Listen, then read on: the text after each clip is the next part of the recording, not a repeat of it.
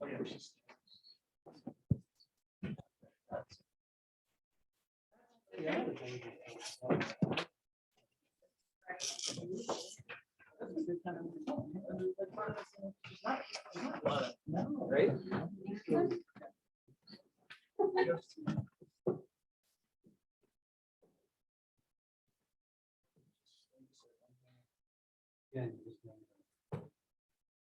Hi, Mike, wake up. Trying hard. Really relevant. I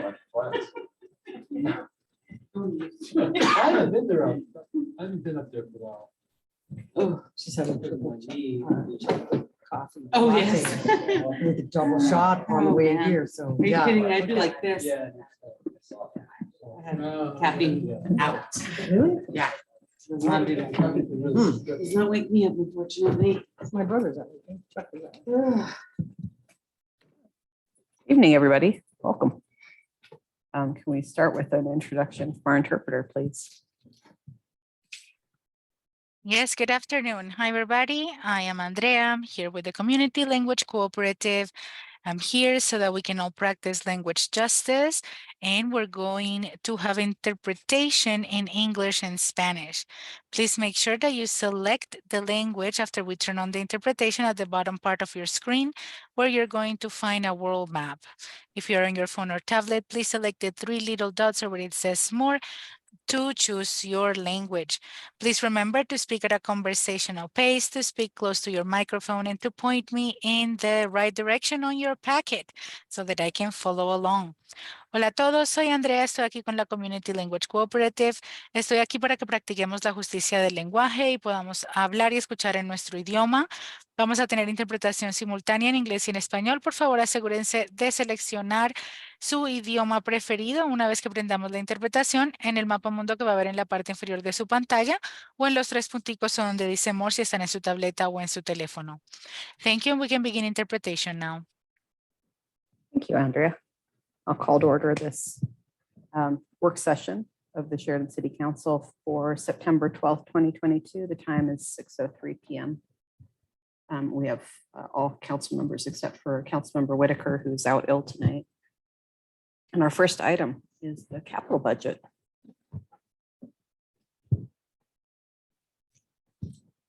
Sorry, Mayor, had to find my button there.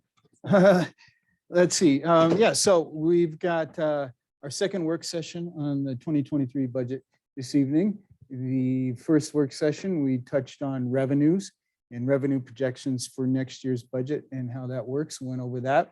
Tonight, we're going to begin and we're going to cover the expenditure or begin covering the expenditure side of the budget with the capital plan. And I think we're going to begin by having Teresa talk about the revenue side of the capital plan and how we go about that.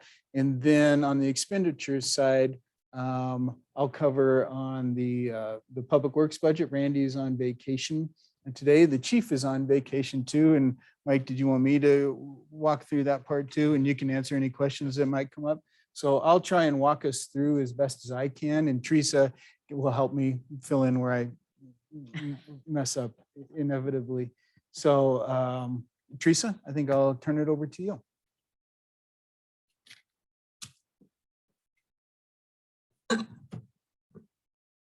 Good evening, everyone. So our capital fund that we're presenting to you tonight, the capital fund has two sources of revenue. So the source that says 2A money, I'm going to back up just a bit. So when we did the revenues for the city last time, there was a public improvement fee amount, and that was like a little over 900,000. So backing up just a bit more, that actually comes from the Sheridan Redevelopment Agency. And how that's calculated is when you look at the SRA financials, there's public improvement fees for the general fund and for the debt service fund. Debt service fund public improvement fees are, those are those, and the general funds are theirs. So what we did, and the reason we call this 2A monies is we went back to the voters, and the question was 2A, was we went back to the voters and said, hey, listen, can we take this public improvement fee and can we take 50% of it as the city and dedicate it to streets? and the voters approved that. So that's what this money is. So that's why you'll see on the SRA financials, the public improvement fee, and then an expense called city public improvement fee, I think allocation. And then you'll see the revenue on the general fund, and then you'll see this. So it makes a lot of stops to get here. So, but that's what this is, and that's how it came about. So I kind of want to say limited to, we can only use this on streets items, which we have plenty of streets items to more than take care of this. So what that leaves is, and so this year that's 495,096. So that comes to the next source of funding, which is from the general fund. So the general fund funds everything else. So this is everything in your public works, in your public safety. If there's any, when we buy servers, those things, that's what that is. And you'll kind of see it when you look at the capital budget. We have that street one kind of in its own category, so that's kind of tracked separately. And then you'll see then all the rest of the items. And you'll also see kind of when we say on the 10-year plan, we kind of track that to a balance and how much is left so that it's being used. So it's pretty straightforward, the two revenue sources, but happy to answer questions.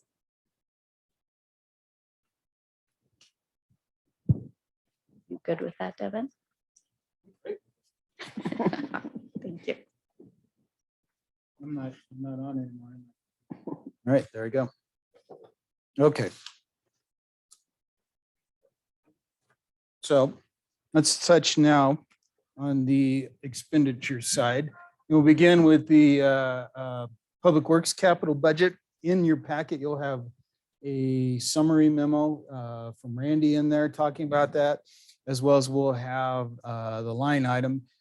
I think what I'll do is I'm not going to just read through this memo. You guys can do that, or hopefully you have already, but I'll pick out some of the highlights that we have in there, and then we'll look at those in the line item when we get to it as well. So the first major aspect that we look in there is City Hall concrete work. So there's some concrete and some landscaping work that we're looking at doing. We've had a number of concrete repairs that we've had scheduled for a while. I mean, it's a supply chain thing right now. Unfortunately, concrete is one of those things that's very difficult to come by at the moment.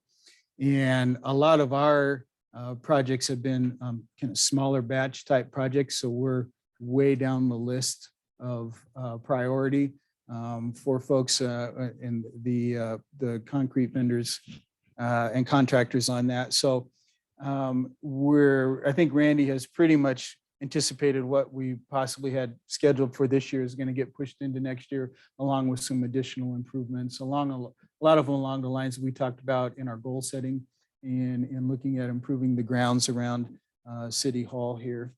And you see it every day as you walk up, the Circle Drive and a lot of the stuff that's wearing out in the parking lot needs to be improved. With paving, we do an annual set aside for paving, and we're looking at pretty much our streets are holding up fairly well since the bond work that took place in 2016. We see some normal wear and tear. We're seeing some things that we get out and do some crack and crack sealing with. I'm sorry. Just the way you said it. Oh, see some crack, and hopefully we're not seeing too much of that. But we'll do get out and do some crack sealing, and we also have some limited capability in-house to do some minor type of infrastructure work on our streets there.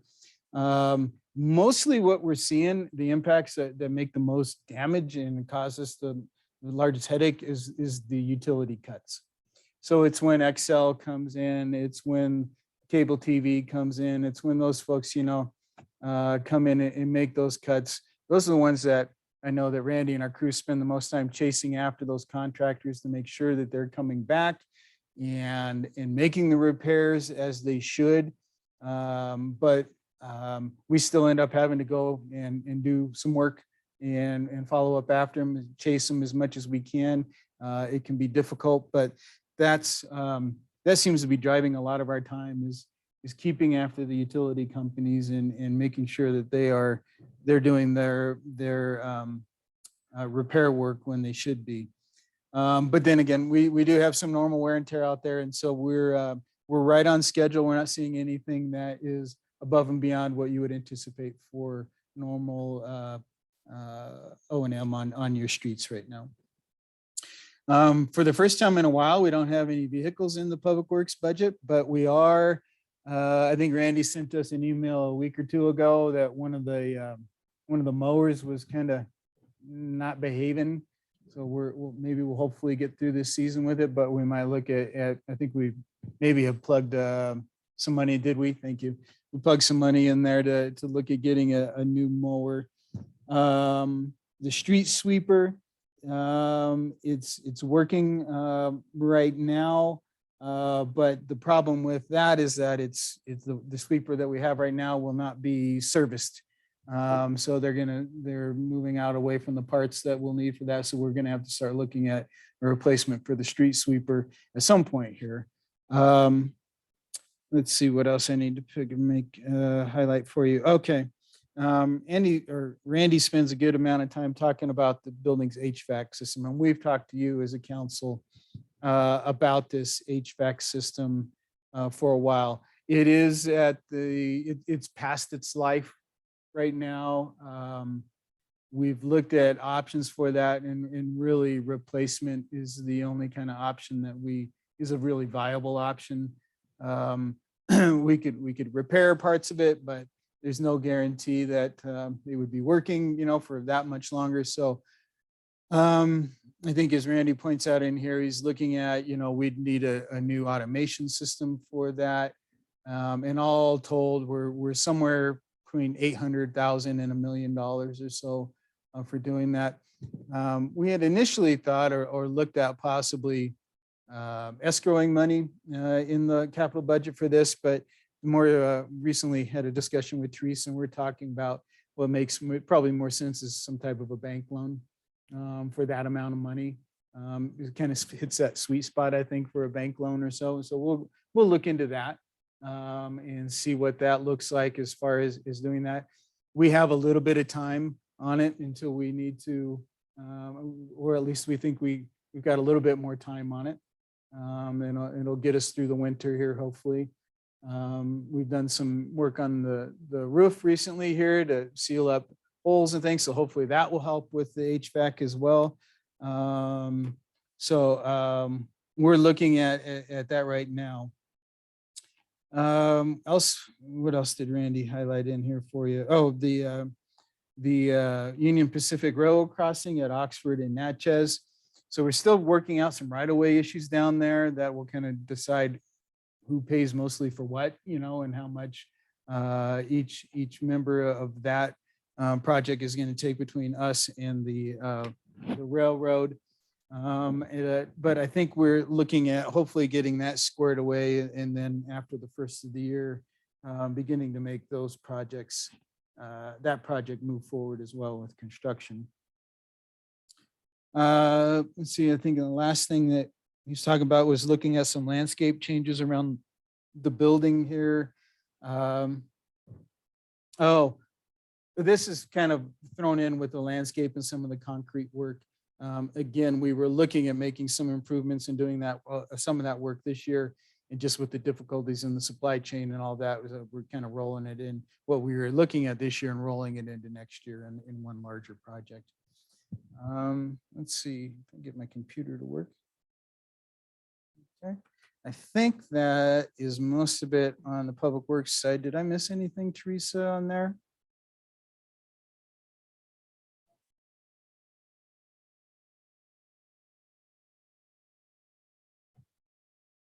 The shed? Right, so, Shed's under the police. Yeah, that's under the police department. That's the next. yeah, I think that's fencing.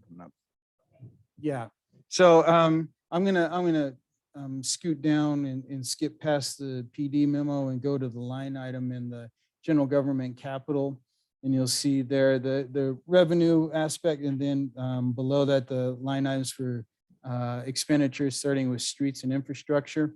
So the paving, street repairs and paving management is at $750,000. Again, that's the normal, just kind of wear and tear aspect that we talked about there. Then you see the Union Pacific crossing. You see that number at 189. And then if we page down a little bit further, we get into public works expenses, and you will see a line item for Sallyport fence shed. So I think what we've got is a shed in the PD capital budget. I'm not even sure if it's in the capital. Is it in the capital budget? I think it's in the capital. And then I think Randy has, I think the $5,000 that we have in the public works side of thing is for some fencing along there. And then we have the large $340,000 line item in there. That is again, concrete landscaping around the entire building and taking care of issues there. And then then you see an $18,599, which is a very specific number. So you must have a make and model in mind that he's looking at for a mower replacement for the one I think we have 2 mowers right now, and one of them was just not. It was towards the end of its life and not behaving. I think the guys have made it work 2 or 3 times and gotten it up and died and gotten it going and died and gotten it going and died. And so it's just time for that one. Okay. That is public works side of the capital expenditures. So they're pretty straightforward. I mean, we don't have a lot of line items this year. We have some larger expense items, but they're kind of larger in general in nature and not a lot of specifics, not a lot of vehicles and things like that at this time. So, but any questions that I can try to answer on the public works side? So the signs that we've talked about for the different, like for the Hill and for Rose Gardens and what have you, and possibly one over on, what is that? Oh, Santa Fe. Like with, would that be included in this? I think we had or it in Randy's elsewhere? regular budget. Didn't he have some money for some signage in the regular budget? Yeah. And I think depending on how that turns out, I think we weren't anticipating it being large enough to be in this budget, but we'll have to, so we're still doing departmental budgets as we speak right now. Those are being developed. So it would be in his department. I want to say he's parked some money in the departmental budget. I'd have to didn't go know look, and the I don't have cost that of one in front of everything, me. if you would- But we'll definitely not lose track of that for signage. I know we've had it and included in the past, and it's been rolled. And so we'll definitely, it'll be in here. I'm just not sure if it's going to be in the general fund or in the capital fund. And so then the only other question I have, Mhm. when is my shed being delivered? Your shed? Yeah, well, it's got my name on it. So when are we delivering it? Yeah, soon. Might need to put the dogs in the house. So, How do you feel about how our revenues are compared to the work we need to do on the streets? it will, they are good for now, but long-term they are not. So it is not sustainable with our current levels and what we anticipate for street operations and maintenance. If you look out at a 10-year plan, which did we include the 10-year plan Yeah, in it's here, there. Teresa? Let me, It looked just a couple Yeah. of years out, maybe we're already short. Right. yeah. So if you look, if you pan on down, you get to page 7. Yeah. And does it go into 8 or am I?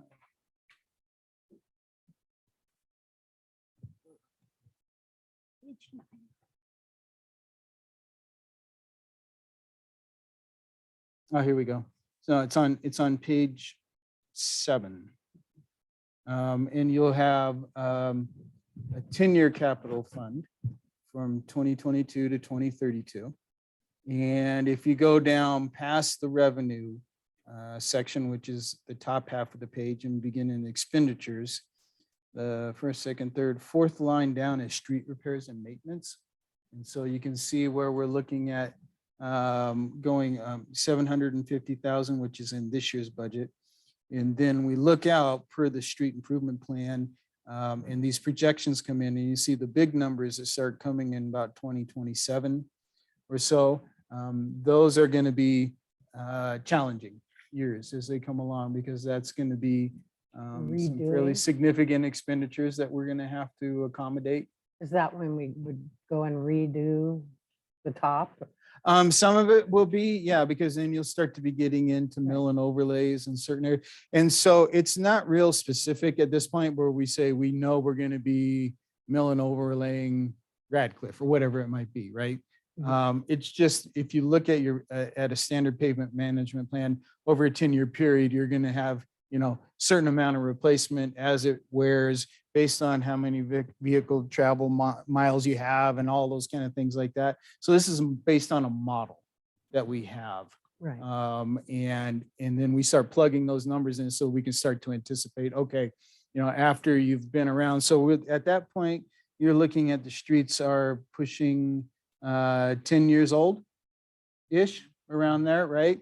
And so right when you start to get into that 10-year period, that's when you're going to start to see some additional maintenance issues that you're going to need to take care of, those kind of things. So we model it out and look at that and plug the numbers in here in anticipation, even if we don't have the revenues or anything at this point right now to cover those, but to look at that and figure out, okay, we do know that we have these issues coming up and we need to strategically look at that and say, do we need to make adjustments to our revenue base, or what do we look at for doing that? Have we like modeled forward how things are going to look once the bonds are paid off? And like when? We haven't plugged it into like a capital or anything like that, but we can, go ahead, Teresa. I'm just wondering how that would interplay Yeah. with these dates, Are you talking the SRA bonds? Yes. The SRA bonds, if you look at the city bond repayment, ratchets up once we get that. So a majority of that money that It all we'll be gets getting back after resecured. 2029 goes for the bond payments for the city. Okay. So, I mean, some will come back to us, but it definitely ratchets up in 2030. Did that answer your question? Well, yeah, he's just made it sound much worse. Thanks. Right. I'm sorry. Right. I will double check, but I know they go up. So yeah. And that's for like B bond payments. Is that where you're talking about, or which ones are you? So the SRA, yeah, once Yeah. the A bond payments are done, What's it then we in- get a portion, the city get a portion of the 2029. sales tax, and Right.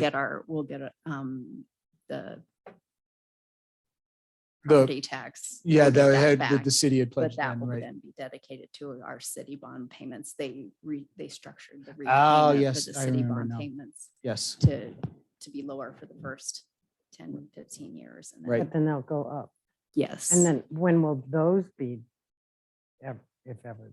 I want to say 2042. Don't ask me to know. Yeah, I think it's 25 years, isn't it? I don't remember. I 39, wasn't is it? it 20 or 25?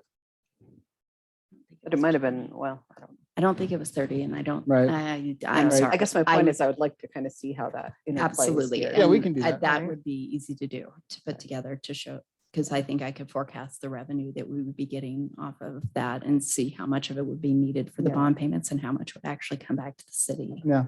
Because it'd be Because interesting we- to see if we're going to be in a deeper hole in 2029 or 2030 than we're seeing here, or if it Right. will be better than that, Right, right. And then to piggyback on that, the model that they used, and I remember discussing this and talking about it when we were talking about doing the roads.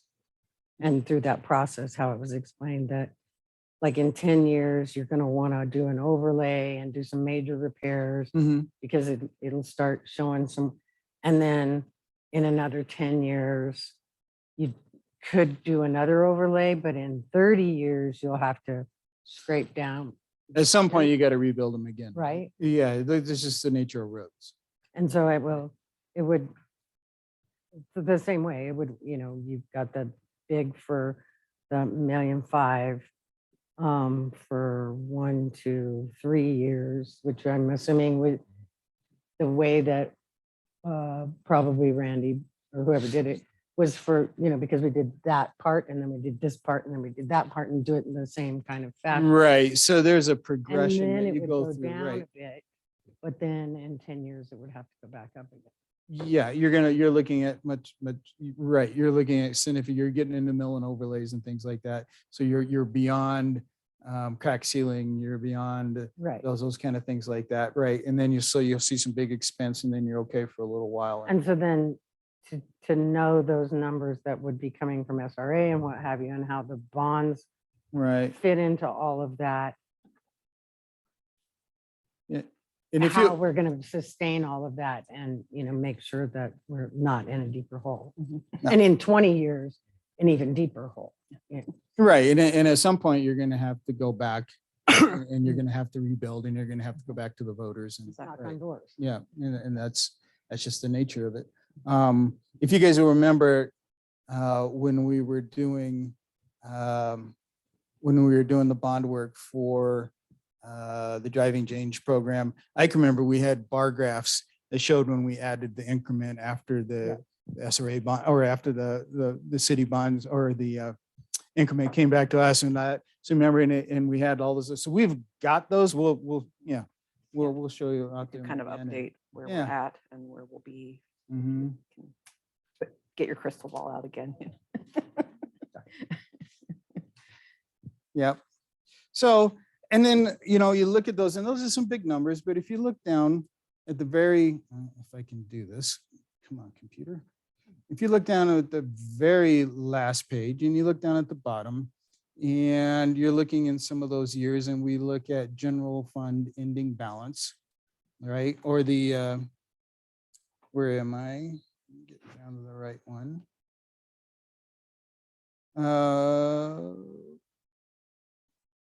Sorry, my eyes are not working here.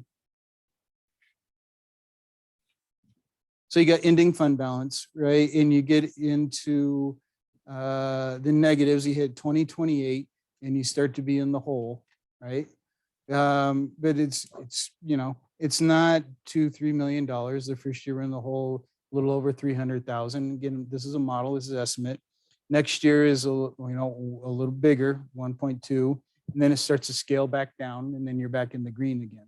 So you're going to have some blips, right? And that's kind of the way that a lot of your capital maintenance works. It kind of comes along, you get a big bubble, and you got to figure out how you swallow that bubble and get on to the next part right there. And those are not undoable numbers, right? It's just that we need to be aware of it, think about that, and that's why we want to show you this 10-year plan to let you know that, hey, we've got an idea what those numbers are going to look like, and we'll work up a strategy. And when it comes, closer to the time here in, 5-6 years, then we'll have an idea how we want to approach that aspect of getting through those rebuild years. Well, I shouldn't say rebuild. It'll be the mill and overlay years. Heavy maintenance. So on that same line, then could you also look at, like big ticket items like the HVAC system, Mhm. which, and how, the life of that, and when you would want to start budgeting for another, because, what's the life of an HVAC system? Probably 30 years, maybe 20 years. I don't know. I know they're getting longer now, but I have think no idea. My I dad think they did were that. saying the one we have currently was supposed to be 20 years and we were over it. I don't remember the numbers exactly. I apologize. Randy would know off the top of his head. Right. But See? yeah, That's so why you can don't let have, him go on and that's vacation. what we would do. We would plug it in here, and so we would know it's going to be, something like that. When you redo it, it's going to be 20, 30 years Right. before we have to replace that. And so you can keep track of it. We can't commit future councils to it. No. Right. Yeah. I But we just can- want kind to of- make sure we're looking at it, so Yeah. we're not. Yes. Yeah. So It do- we're Don't get helping- What I was Maybe blindsided. we can thinking help that- future and- councils the best we can. right, what I was thinking that they all, eventually, they all don't hit at the same time. So Right. you've got streets that need to be done, you've got HVAC systems that need to be done, and you've got trucks or vehicles or whatever on these big ticket items, and they all hit at once, and the city council is like, Wow, thanks, guys. Yeah, yeah. And that's why we That's do, what that's why we do a 10-year plan. Yeah, At least beyond 10 years, it starts to be difficult. You know, it starts to be just kind of, You're guessing. yeah. Well, you're guessing. You're, yeah, yeah. Because we I don't know mean, what the really, town you're, can do. we're guessing about next month, but Exactly. we have a pretty good idea. Fairly good. But yeah, so that's why we do this. We plug a lot of these numbers in. A lot of these, you know, a lot of the numbers out there further that you see on different things with like vehicle replacements. That's kind of on policy that we want to try and replace a certain number each year. We don't want to.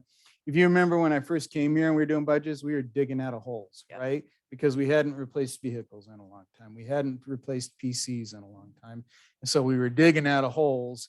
And now that we're out of the holes on all of those, we want to keep that schedule Yes. moving. And thus that's why you see a lot of these numbers plugged in as they are. And you are going to have, you are going to have the blips and the bubbles, and that's the challenge years. Figure out how to get through those. But the good thing is that we're looking pretty good. Our revenues continue to climb up there. We've got options. You know, we've got things that, like you said, we're retiring some debt. We'll have some room to do some financial types of things to look at some of these problems, and we'll bring those to you guys for consideration. Yeah, that's what I don't know what else to say about the capital budget right now. It's pretty, I mean, it's a fairly normal large number. It's just pretty lean. There aren't that many particular items to discuss in it. Let's move to the PD. And Mike, please jump in if I, oops.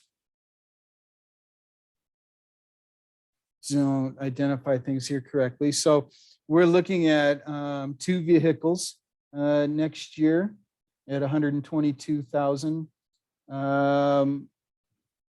We've normally looked at more than that, usually around 3 and even 4 vehicles, I think, that we've done in the past. But I think Mike was saying that we were looking pretty good shape and can go with 2 at the moment.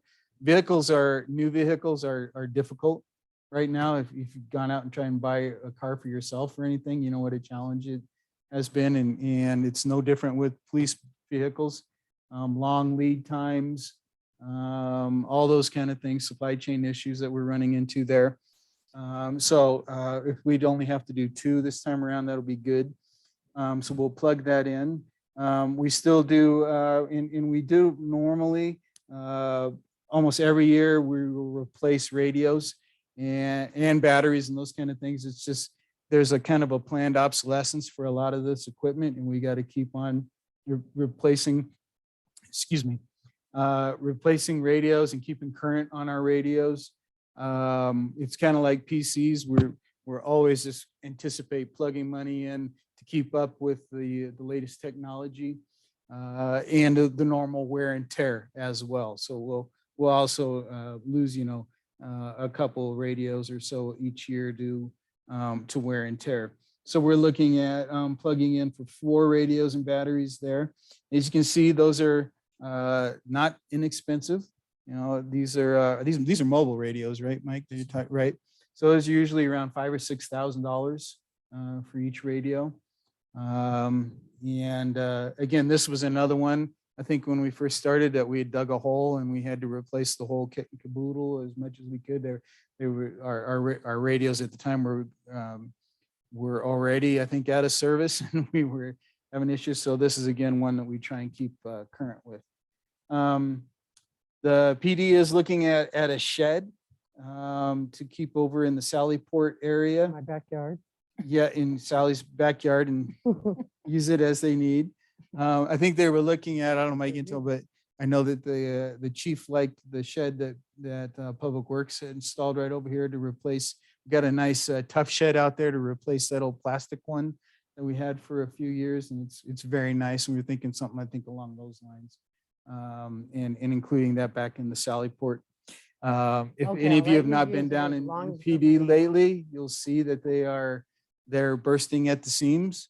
There's space for anything we can do to help out with that is something we'll try and look at accommodating in the budget. And then looking at a drone. And we haven't had a drone before. I know we kind of considered or looked at it in years past, and don't think we really had in the years past the expertise, but I think we've got folks on board now that have that expertise and know how to use a drone, and feel that there'd be some value there for us. So I don't know, Mike, if there's anything in particular the council needs to know about that, or. That was my bad. I did talk them into getting a drone. I said, come on, Jeff, you need a drone. What's going on, man? I can give you a drone. Yeah. With the drone, it'd really be helpful. Just recently, crime is spiking. Things are getting a lot worse out there. We just got a Safe Streets bulletin. There's a homeless gentleman that's living along our river somewhere. He's wanted for 3 bank robberies. So if we can get our drone up there instead of putting our people down there searching for him, I pulled some quick stats. Just in the few years that we've been here, we've pulled just about 60 guns off the street over the 7 years prior to us coming here. I'm not knocking anybody, but they took 69 guns off the street in 7 years, and we're at 60. Labor Day weekend, we pulled 5 guns off the street. So that stuff is going up. We're with the same number of officers on the street. We take somebody off the street to make an arrest, they're gone for 5 hours just because so the drone would increase officer safety. We can't pull from Inglewood like we used to because their crime rate's going up, their calls for service, Littleton, everybody else. So this would actually help us a lot. The one we're looking at will have not true infrared, but close to true infrared capability, so we can search at night. Just not night before last night, our officers had another guy run from them off of 285. Took everybody we had to catch him, but we did catch him. So it's just getting busier and busier, and we're doing more and more with less. So this would actually be a force multiplier for us. So one of the things when the chief proposed this in the budget that I talked with him about is that I like the idea and think it's a valuable tool. We need to have the proper policies in place as far as how it is operating, what are the kind of privacy considerations and things like that there are. We don't have to invent it. There are good policies out there. But I told him that we will definitely need to have that in place before we get into drone operations for us as a city, making sure we're addressing those kind of policy issues that we need to, and we'll bring that to council for your consideration as well. I think that covers, let me go down and look at the line item really quick, but I think that covers everything that we needed to in PD. So public safety squad car replacement, 122,000, portable radios, 24, and a drone at 6. Any questions on the public safety side of the capital budget?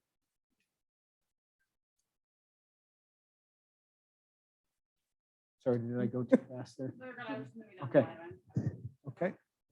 Anything that I missed, Teresa, that you recall from our discussions on capital at this point? Okay. Now, what you'll see there then is that you look at a total capital fund expense of a little over 1.4 million.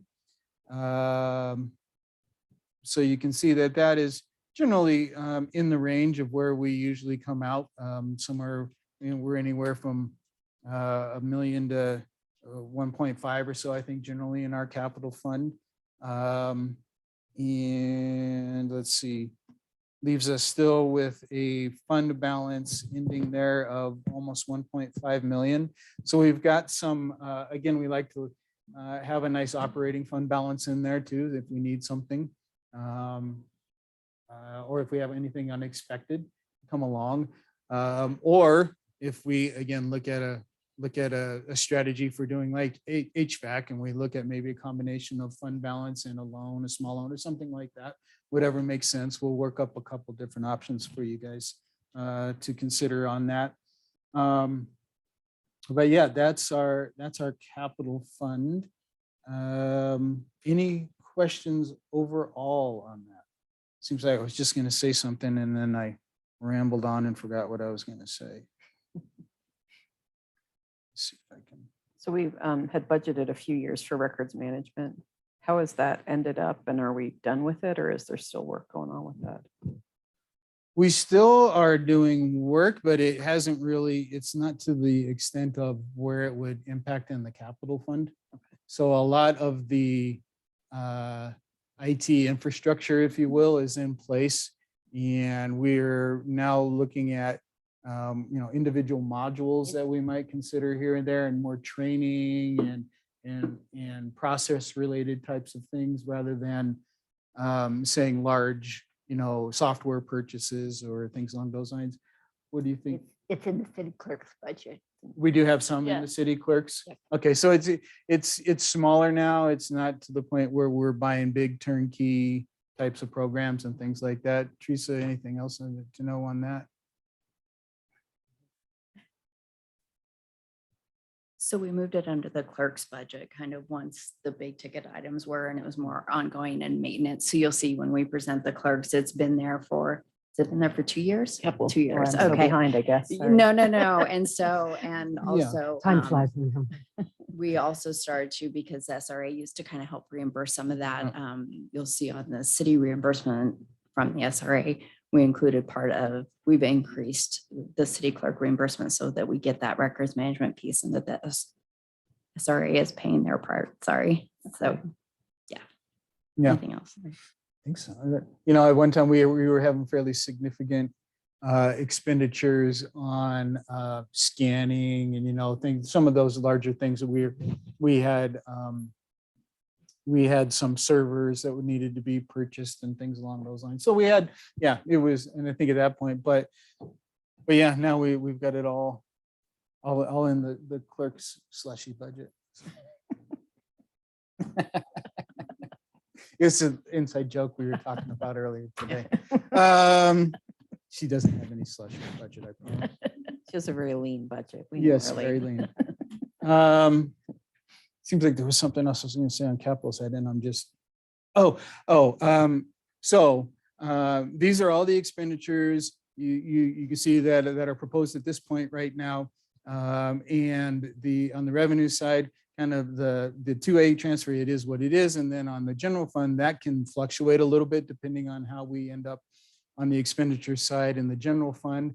So what we will do is once we've seen the department budgets, we go back and that still impacts, what the general fund transfer is over to here. So we could still see some changes in this capital budget, some adjustments on there depending on what we need to make the general fund side balance out for those expenditures, which is again what we're working on right now. And we will begin bringing those at the next work session. I'm not sure what we're starting with. Special funds, special revenue funds. Great. So we'll come in with that at our next work session. Any questions on the capital side right now? Anything that you didn't see that you were anticipating seeing? Okay. All right. Look like it. Good. Okay. So that leaves us a little bit, Mayor. We can, if council is okay, we can do just preview or talk about our items that we have for this evening and take a little break and Thanks. Sounds good. move on to the next thing. Okay. Let me switch over.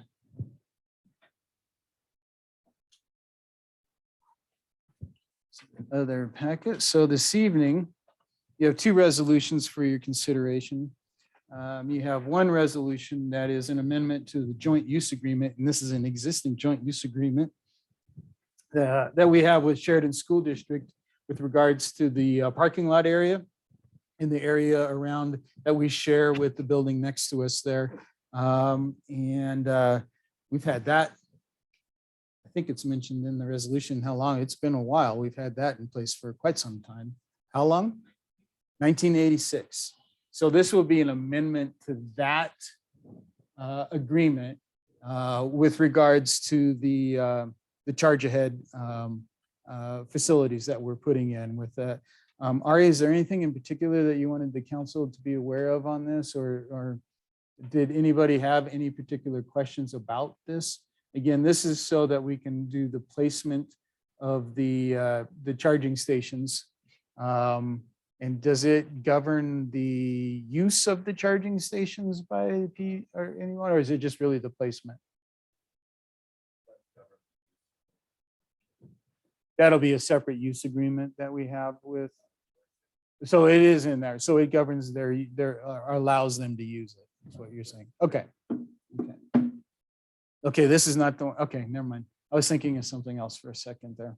Like it allowed everybody to use it pretty much. I mean, Yeah, it enumerates the school district and the city, but then it also says the general public. So right, right. We want everybody to be able to use this, right? Exactly.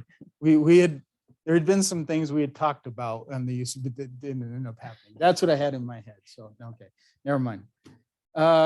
Any questions from council about that particular item, that resolution? Okay. Your second resolution is approving a license agreement between the city of Sheridan and the Lawrence Family Properties LLC. Can you give us a brief rundown on that, Ari?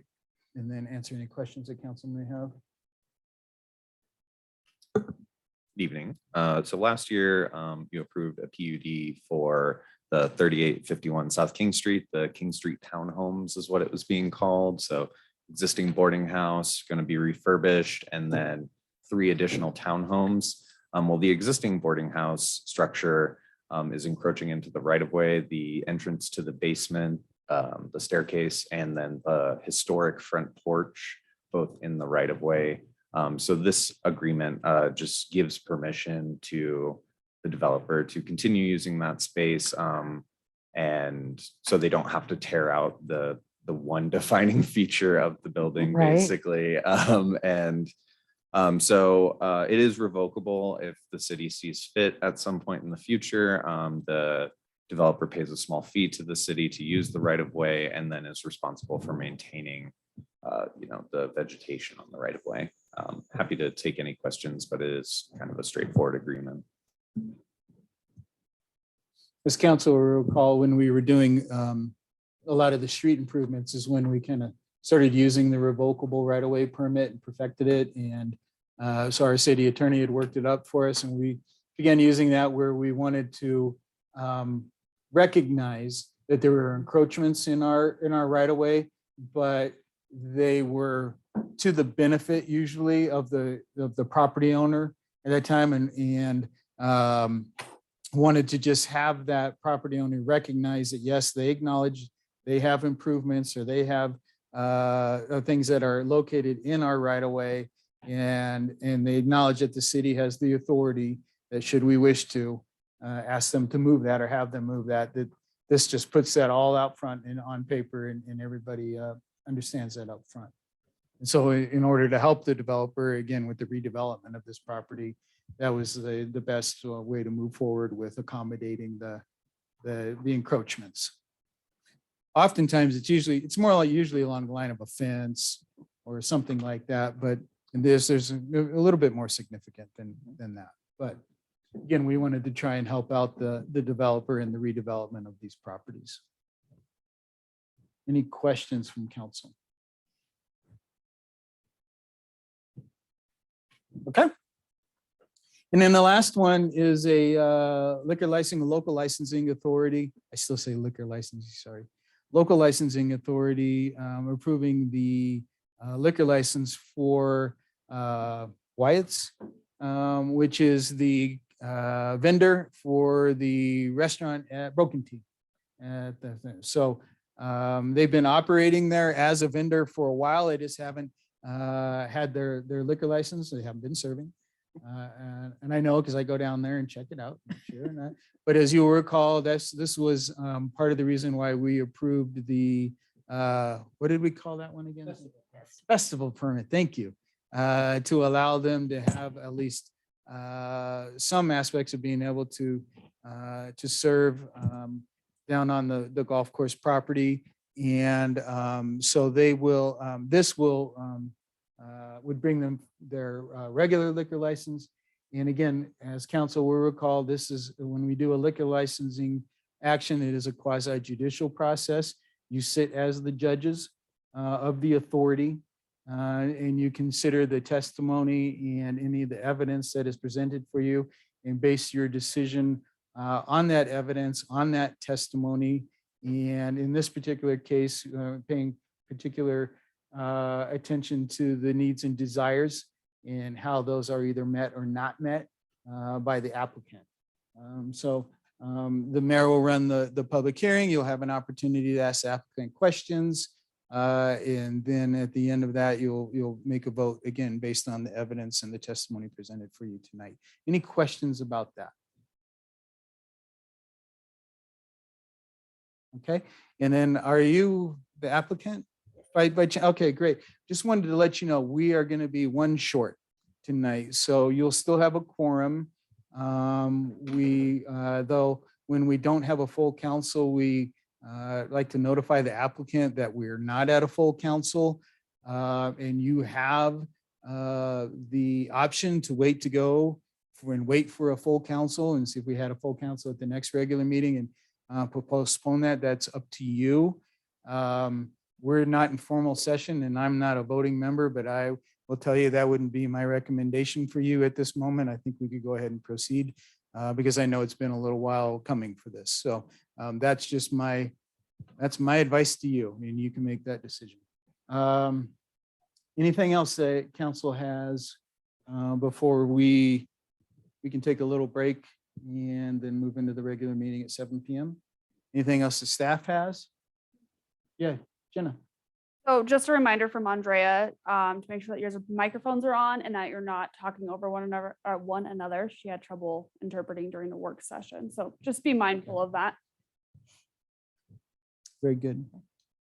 And if she lets you know and we're in the middle of things, just stop us and say, hey, yeah, she's having, we need to slow down, which is fine. Okay, if there's no other questions or staff has no other issues, then we can take a short break if council is fine with that until 7, or I can do my, we have a few minutes. I could tear through a manager's update and we could save some time because I know the Broncos are playing tonight. Yeah, let's do that. All right, let's go. Go, Devin. All right, go. Devin, go. I'll give you a real quick manager report. So remember, and we'll have reminders that come out via email and all this, but we are scheduling a Tri-Cities full meeting of the Tri-Cities, and we'll do a breakfast on October 6th, 7:30 till 9 a.m. and that'll be at the Littleton Civic Center. We are tentatively considering for the agenda discussion to include the Housing Policy Committee, the Santa Fe PEL projects, opioids, and city updates.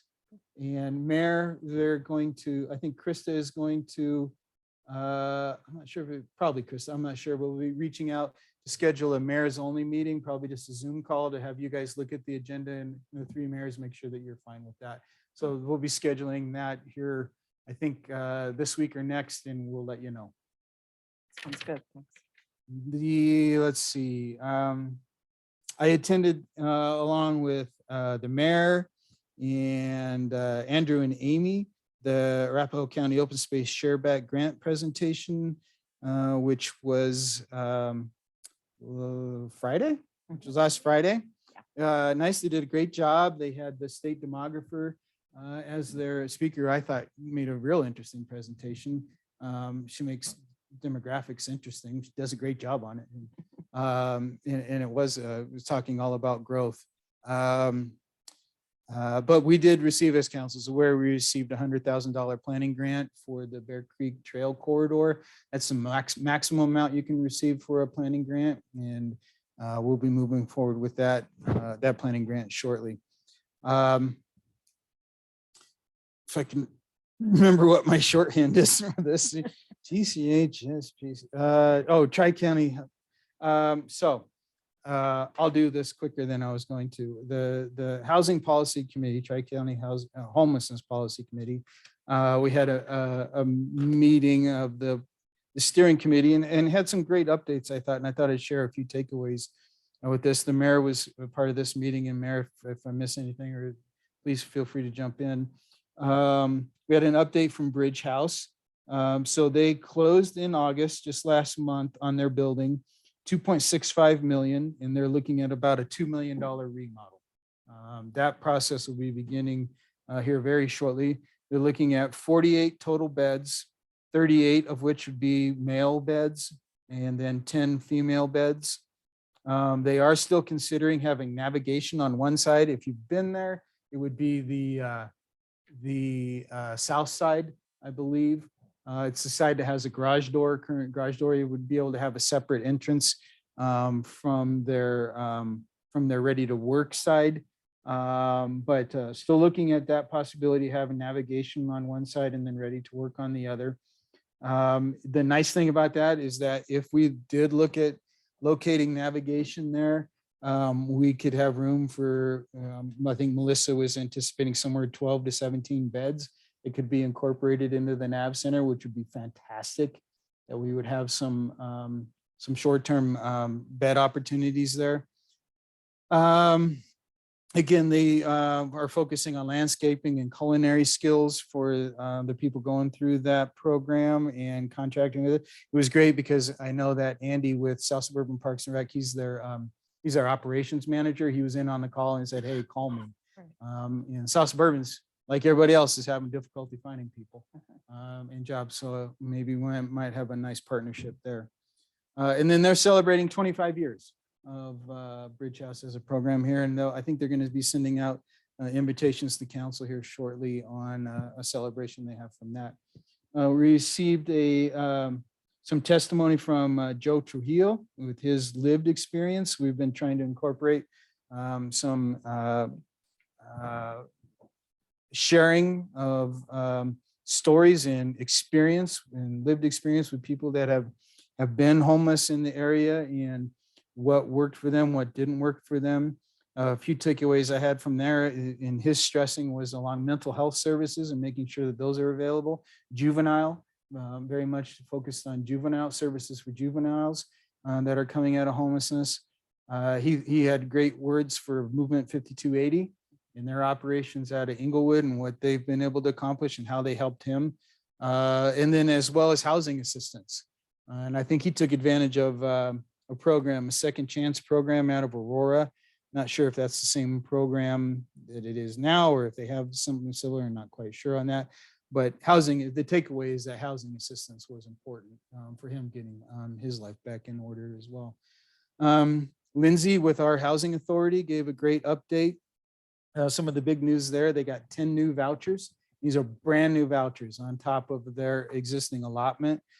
So that's fantastic work or news that doesn't happen very often. And Mayor, I can't remember. I couldn't remember if we're getting 6 and Inglewood's getting 4, if it was the other way around. 4. Oh, it says 4 for Sheridan and 6. So we were getting 4 and Inglewood was getting 6. Yeah. Okay. Anyway, that's good news. The school district grant, and Lindsay's come in and talked to this council before and give you an update on their grant that they have to work with the Sheridan School District. That's been extended to March of next year. They were, through that extension, they're able to add 15 new families that they've identified to be able to work with. They've currently been helping 40 families with housing stability. So that's excellent news. And then she talked about, she has, the Housing Authority has a number of lots. I think it's either 3 or 4 lots that they have in Sheridan. And we're looking at getting anywhere from 30 to 40 units, hopefully on those lots, and start working on those with Lindsay and looking at projects hopefully next year. And I know that she wanted to try and focus on workforce related types of units and also family type sized units. So a lot of units that would be more in the 3 to 4 bedroom range. As you know, when we were talking with the developers with Medici on the Bonsai redevelopment, mostly usually when you get affordable units and you're moving those forward in development, you're looking at 1 and 2 bedroom units is the vast majority what you see out there. So 3 and 4 bedroom units are very fewer and far between. And the need out there for them is large. So I know Lindsay was looking at trying to see if we could look at doing some larger units that we could service families in Sheridan. And that's, so we'll be working with her closely on that and getting those things moving along. The last thing I'll share is that the Navigation Center effort is ongoing, and we're looking at probably moving forward with an RFP process on that. So putting forward a scope of work on what we would like to see in our navigation center, and then putting that out for in an RFP to see what kind of current service providers out there would be able to do for us along those lines. We had a debate back and forth about whether standing up our own between the Tri-Cities, standing up a separate nonprofit to do that, or look at doing an RFP to solicit existing nonprofits that could do the work. And after much back and forth, we've kind of settled on doing the RFP process. Because that's what we do. That's what we know as cities in the the 3 cities are kind of driving the bus on this. So we're going to go down the RFP route on this, and I'll keep you guys updated as that gets developed. I think that's it that I'll talk about on that right now. Did I miss anything, Mayor, that you think needed to be shared with the council? No, you don't Okay. have the highlights from that meeting. Okay. Very good. And then I got a projects update on things, but I'll do it next time because I've already gone a while here. So I think we're running right up on it. It was Okay. 7 o'clock. Yeah. Yeah, we'll adjourn our work session at 7:01 and move right into the regular meeting. Can I get a fresh introduction for our interpreter?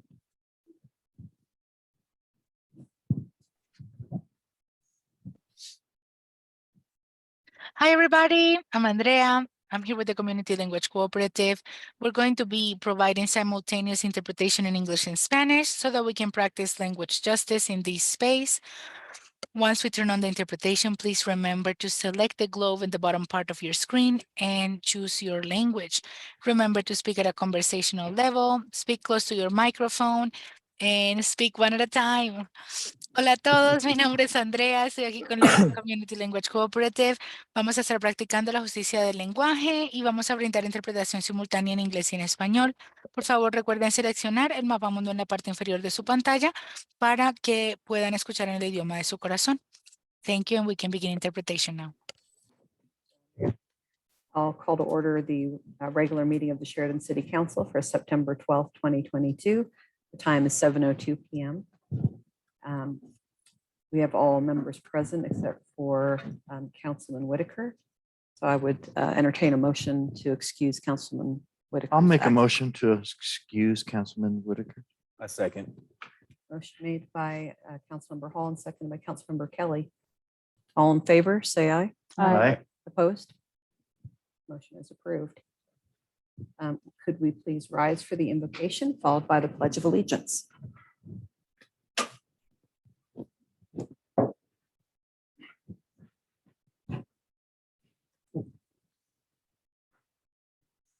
Heavenly Father, we're just, again, grateful to be able to gather in this forum and speak to you. And looking ahead at our agenda, I'd like to lift up the children that are dealing with cancer, their families that are also going through this process of healing, suffering, the pain, the financial burden that goes along with everything that a diagnosis of cancer for a child brings to a family. Lord, we just lift them up and we ask that you, in this moment, just give them peace and cover them with your wings and bring that supernatural peace that only you can bring to them. Bless them in supernatural ways. I ask that you bless the doctors and the technicians and the nurses that care for children that are suffering with cancer, that you also bless them for those that are in positions to be able to develop new medicines and new technologies, Lord, just supernatural revelation so that they are able to bring forth cures for the multiple diseases that children suffer from, Lord. We just, we praise you for all that you will do for these families and these children, Lord. And as always, bless the citizens of Sheridan and all of those that come and go, and conduct business for the administration, our police force, our EMTs, our fire department. Lord, keep all of them safe, and we bless you. And we ask all of these in your mighty name, Jesus. Amen. Pledge allegiance to the flag of the United States of America and to the republic for which it stands, one nation, under God, indivisible, with liberty and justice for all.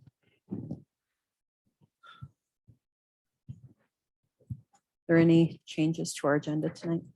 No changes tonight, Madam Mayor.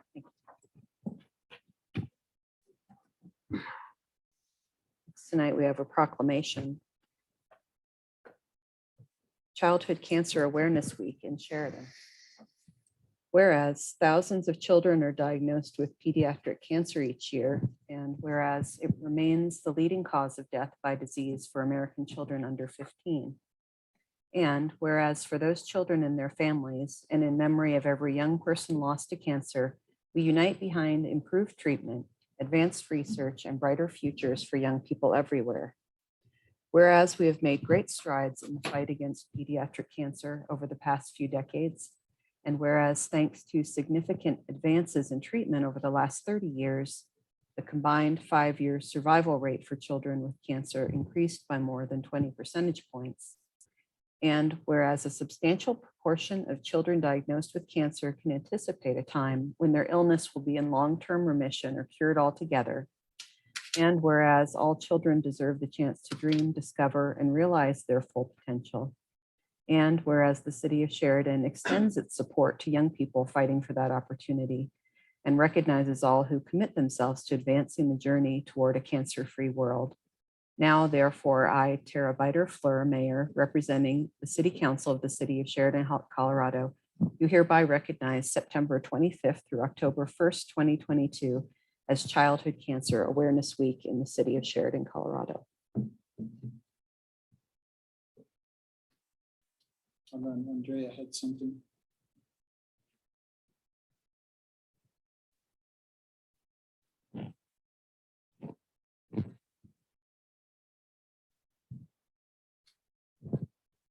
She's catching up.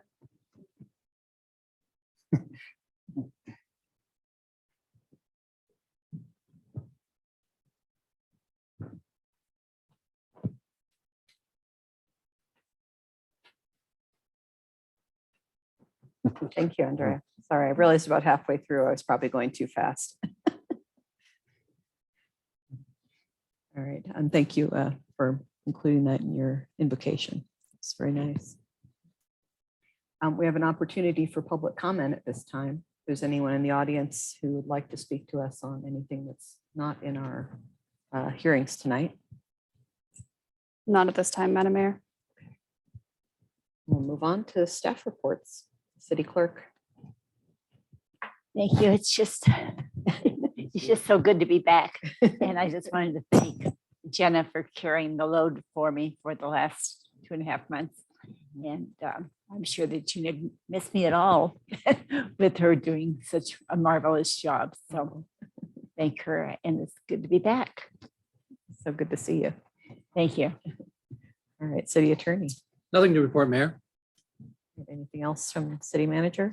Mayor, just real quick, and I'm sorry, but I was going to give a real quick update. I won't do it now on the opioid governance committee process and all of that that's going on. I have some printouts here. What I'll do is I'll put them in your mailbox, okay, and I'll also email them so you have a hard copy as well. But it'd be good if you look through them in the main takeaways. When you look through here, we'll just kind of, you can see where we are in the process and what the schedule looks like. And then also the what are the allowable spending categories, right? So we're receiving monies from the settlements. There are 5 allowable spending categories: prevention, treatment, recovery, criminal justice, and harm reduction. The handout I give you has examples of what those look like and what those might be. So just familiarize yourself with that. And then we're going to have a larger discussion probably about that at the Tri-Cities breakfast meeting and then we'll also be there's still 4 or 5 more meetings of that committee, and I'm representing us on that, and I'll keep you updated on that, but that would be a good idea to familiarize yourself with what are those categories? What are your thoughts around those? You know, if we're going to have some money come back to the Tri-Cities region and we're looking at a program, you know, regional type of program for Tri-Cities, you know, what's your preference along that? Is it in prevention? Is it in treatment? What are your thoughts, if you have any, about that? So, because those will be some of the questions that will be coming back to the council. That's it, Mayor. I'd be happy to answer any questions. Thanks. Yeah, if you don't mind, I'll give you I got hard copies here. Thank you, Jenna. Thank you. And like I said, I'll mail up to you. It's just a PowerPoint deck. I'll mail it to you as well. Thank you. We have an update from the police department. Yes, we have 4 new officers. 3 of them are in training. One of them, Tom Albashard, was here previously employed as a detective. He's doing phenomenal. Our 3 new officers are going through training right now. They're all come to us with some pretty serious experience. They're all doing great, and we're still looking for 1 more officer. I'm confident we're going to find them, and they'll also come to us with some pretty serious experience once we find them. Right. That's good news. Yeah, I love that. That last spot gonna be mine. I'm taking that spot. Come on board. You gotta step down from council then, though. I know. Okay, thank you very much. Anybody have any questions for staff before we move on? All right, then we'll move to the minutes of the regular city council meeting of August 22nd, 2022. I'll move to approve the minutes. A second. Motion made by Councilmember Daigle and seconded by Councilmember Stang. Any discussion on the minutes? Can I get a vote, please? Councilmembers Hall, Yes. Stang, Yes. Daigle, Yeah, Mayor Butterfur, Yes. Councilmember Smith, Yes. Kelly, Yes. unanimous, Madam Mayor. Thank you. Next, we have the consent agenda. Authorized disbursements that have been or will be made from August 16th, 2022 to August 31st, 2022 in the amount of $951,971.95 per the referenced and attached transfer of funds. I'll make a motion to approve the consent agenda. A second. Motion made by Councilmember Hall and seconded by Councilmember Kelly. Any discussion on the consent agenda? Councilmember Stang, Yes. Daigle, yeah, Mayor Butterfur, Yes. Councilmember Smith, Yes. Kelly, Yes. Hall, Yes. unanimous, Madam Mayor. Thank you. Next tonight, we have 2 resolutions. First, we have Resolution 22 of 2022. A resolution of the City Council of the City of Sheridan, Colorado, approving an amendment to a joint use agreement between Sheridan School District Number 2 and the City of Sheridan regarding the Sheridan Charge Ahead project. I'll move to approve resolution 22, 2022. I'll second. Motion made by Councilmember Daigle and seconded by Councilmember Smith. Do you have any discussion on Resolution 22? Just like to thank our planning staff again. Ari, appreciate your work on that Charge Ahead project. Can we get a vote, please? Councilmember Daigle, Yes, Mayor Butterfur, Yes. Councilmembers Smith, Yes. Kelly, Yes. Hall, Yes. Stang, Yes. unanimous, Madam Mayor. Thank you. Next, we have Resolution 23 of 2022. A resolution of the City Council of the City of Sheridan, Colorado, approving a license agreement between the City of Sheridan and Lawrence Family Properties LLC. I'll make a motion to approve the resolution 23 of 2022. I'll second. Motion made by Councilmember Kelly and seconded by Councilmember Stang. Any discussion on resolution number 23? Mayor Butterfur, Yes. Councilmembers Smith, Yes. Kelly, Yes. Hall, Yes. Stang, Yes. Daigle, Yes. unanimous, Madam Mayor. Thank you. Next tonight, we have the local licensing authority. We'll recess the regular meeting at 7:15 PM and call to order the local licensing authority hearing. Also at 7:15 PM. This public hearing is now in order. I'm Tara Biter-Fleur, chairperson of the local licensing authority of the city of Sheridan. I'll be presiding over this hearing. This is a public hearing on an application for the issuance of a hotel restaurant liquor license for Mile High Golf Company LLC, DBA Wyatt's at Broken T, located at 2101 West Oxford Avenue, Sheridan, Colorado 80110. The purpose of this hearing is to receive information, evidence, and testimony in order to enable this authority to make findings and reach a conclusion as to whether the applicant is qualified to hold a hotel restaurant liquor license, and whether the reasonable requirements of the neighborhood are being adequately served, and whether the adult inhabitants of the neighborhood desire that this license be issued. The hearing procedure will be governed by state law and the Sheridan Municipal Code. The applicant has the burden of satisfying this authority that the issuance of the requested license is warranted under applicable law. The applicant will present its evidence first, and then the city, and then interested parties, if any. Interested parties are allowed to speak in favor of or in opposition to the application and may present evidence and cross-examine witnesses during the public hearing if they are an adult residing in the relevant neighborhood, or they're an owner or manager of a business located in the relevant neighborhood, or they are a principal of a school located within 500 feet of the proposed premises. Are there any interested parties present who wish to participate in this hearing?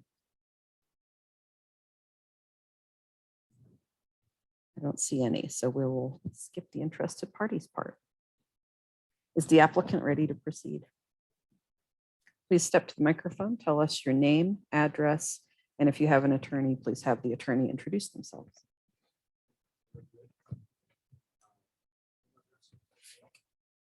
Yeah, that's fine. Hey, Jared, do you mind turning on that microphone? If you just go to press it, there'll be a green light that lights up. There you go. Is that better? Yes, thank can you you. start over for us? Okay. Thank you. My name is Jared Riggs. I reside at 1025 Jasmine Street, Unit 1 in Denver, 80220. I do not have a lawyer present. I'll be representing myself. You stay right there. We'll now proceed with opening statements. Opening statements are not evidence. They are an opportunity for the applicant and the city to briefly summarize each of their respective positions to the local licensing authority. Opening statements may be waived by either party. Does the applicant wish to make an opening statement? I hadn't planned one, but I can say a few things if that's all right. Sure, yeah. I've been in this industry for a long time, about 25 years. I've held 3 different liquor licenses. I feel like more than dealing in food and beverage, community is really what I'm here for.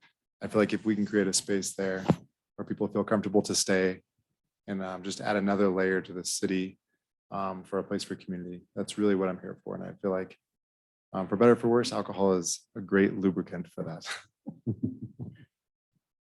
All right. Does the city wish to make an opening statement? Not at this time. Thank you. The applicant can now present any evidence you wish us to consider. I will swear in each witness. We did work with Liquor Pros. I'll bring that. Come on up. You, I guess, state your, Carol Johnson, the Liquor Pros. thank You need you, me to state my address as well. please. 10200 Park Meadows Drive, apartment 1714, Littleton, Colorado 80124. Do you swear to tell the truth, the whole truth, and nothing but the truth? Yes, I do. Thank you. You can present whatever evidence you'd like. Okay, appreciate it. Good seeing you all again. This petition was done by one circulator on August 26th. Can you get a little closer to the mic? Friday, August 26th, the businesses and the residents. There were 70 attempts at businesses and 291 at residential for a total of 361 attempts. From that, there were 40 businesses who signed the petition, all in support. There were 58 residents who signed in support and 2 in opposition. So there were a total of 98 in favor and 2 in opposition. The 2 who did sign in opposition did not give a reason. And there were 34 who declined to participate. 17 were not interested, 14 do not sign petitions or surveys. There are still a few people concerned about COVID, not too many. 2 were too busy and 1 was against corporate policy. There were 17 who did not qualify to sign, and as normal, 14 of the 17 were businesses that did not have an owner or manager available. 2 were non-resident and 1 are under 21. We are a neutral petitioning company and do not guarantee results, but we feel that these were good results for this type of license in this area, but I would answer any questions you might have. Does anyone on the authority have questions for the witness? Okay. Does the city attorney have any questions for the witness? No questions. Does the applicant have anything else to add? I do not. Does the city have any, oh, there's no evidence there. Sorry, let's skip that part. All right. We'll now consider the city's evidence. The city clerk included the following exhibits in the authority's packet. Exhibit A, license application filed with the city clerk on July 25th, 2022. Exhibit B, affidavit of publication in the Englewood Herald on August 4th, 2022. Exhibit C, copy of preliminary findings sent to the applicants on September 2nd, 2022. Exhibit D, affidavit of posting on property. Exhibit E, petition opinion poll summary submitted by the applicant. Does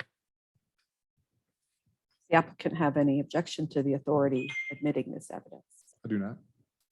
Exhibits A through E are admitted. Does the authority have any questions for the city clerk? See any? Does the city clerk have anything else to add? No. No. Okay. I have the question. Does the applicant wish to present any evidence in rebuttal? I do not. Does the city wish to present any evidence in rebuttal? No. Thank you. Does the applicant wish to make a closing argument? I do not. Thank you. Does the city wish to make a closing argument? No. Right. Public hearing is hereby closed at 7:22 p.m. I will now entertain a motion from the authority on the new license application. Madam Chairman, the applicant Mile High Golf Company LLC, DBA Wyatt's at Broken T, 2101 West Oxford Avenue, Sheridan, Colorado, has requested that it be granted a hotel restaurant liquor license.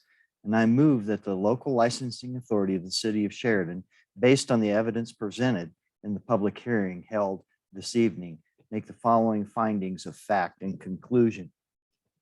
The relevant neighborhood under consideration is in the area presented by the applicant during the public hearing, and the applicant is qualified to hold a liquor license, and reasonable requirements that the local liquor license authority finds the reasonable requirements of the neighborhood for the license sought by the applicant are satisfied and demonstrated by the petition supporting the need for the requested license, and desires the local license authority finds that the inhabitants of the relevant neighborhood desire that this license be granted, and as demonstrated by the petitions submitted.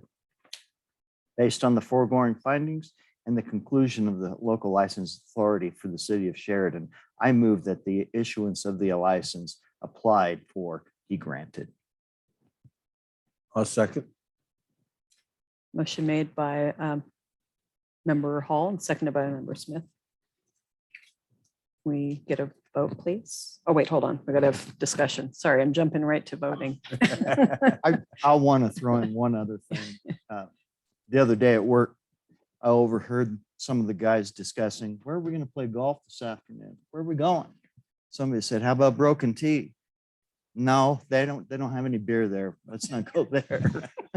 Hey, that's ex parte. So, you know, it takes that to make a business. Okay, and that's all.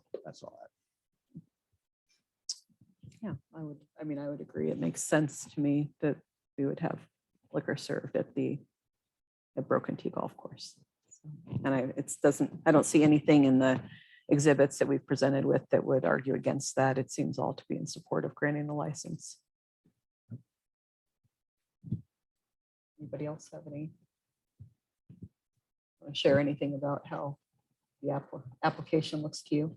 No, it looks good. I looked at it. I researched it. I'm waiting for us to pop out a bottle of champagne. Okay, well, and it seems like the residents and businesses around support based on the survey. So I think they have a desire for the liquor license to be granted. Anybody have anything else? Okay, now we'll move on to a vote. Councilmember Smith, Yes. Kelly, Yes. Hall, Yes. Stang, Yes. Bagel, Yes. Mayor Barger Fleur. Yes, Unanimous, Madam Mayor, thank you. Madam Chair. All right. Thank you for being here. And we'll return to our regular meeting, Congratulations. Thank you. Thank Yes. you very much. Thank you. 7:26 PM. And we have Mayor's Choice. Try to keep it quick. I know people want to get out of here, but I just wanted to remind everybody that the Sheridan Celebrates VIP event is this Saturday, starting at noon at the VFW post. If you haven't RSVP'd and you plan to come, please do RSVP. You should have an Evite. If you don't see it, look in your junk folder. Sometimes mail doesn't like Evites. Should be fun. We're gonna have pizza and play America Says. So you'll get to be on a team. I don't know if it's a team of your choosing or just a team of other VIPs, but you get to pair up and try to win at America Says. Nice. No, Cool. you don't have to study. It's probably more fun if you don't know anything, really. At least it's more fun for us to watch you then. Wow. Yes. Wow. So yeah, I hope to see you all there if you have time to come by. And then I wanted to propose that we cancel Coffee with Council for this Saturday, since we'll all have other obligations and we've been having such a low turnout anyway. Yes. Unless anyone has an objection. I'd like to do that. Yeah, but this may be the week that they show They all up. show up. I know, That's right? it, I'll be there to- So if nobody has any problem with that, we'll No. cancel for this week. Okay. You could always leave a sign on the table saying we're at the VFW. Well, we won't be there yet, but yeah, we'll. And then. There you go. Just roll out the comments. Yeah. And I just wanted to give one more thank you. I know Andrew's not here, but thank our planning team again for the Bear Creek Planning Grant for all the work that went into that. And I'm always proud to go to those Arapahoe County open space events. And, you know, we almost always win something because our planning team is so good, you know. The big check out, is it still Yeah. out there? Already put the big check. So we got the big check. That's always fun. Yeah, yeah. We get the big giant novelty check out there. All right, Especially when they know who they're giving it to. Yeah.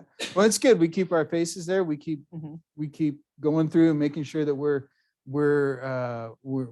under consideration as much as we can be, and then doing good jobs with that grant funding so that there is a board, the OSTAB, the Open Space and Trails Advisory Board, that makes recommendations on the expenditures of those funds. So we try and keep in good graces with them, making sure that we're working well with that group and that we do good projects and good presentations to them. So we'll continue to receive those grants. That's all I have. Anybody from council have anything? I do. Moscow, I want you to let everybody know your officers. I know they do a dangerous job. They do a dangerous job every day when they walk out these doors. But please, everybody goes home at the end of the day. I want everybody going home. Pass that on. Thank you. Because I think what Arvada had a situation with the officer, I think a young officer at 27 years old killed in the line of duty a couple days ago in Arvada. Right. So Yeah. It's terrible. Amen. Be safe. Be safe. Anyone else from council? No? Okay, one more opportunity for public comment if there's anyone who would like to speak to council. Okay, then we'll adjourn at 7:30 PM. Thank you, everybody. Thank you.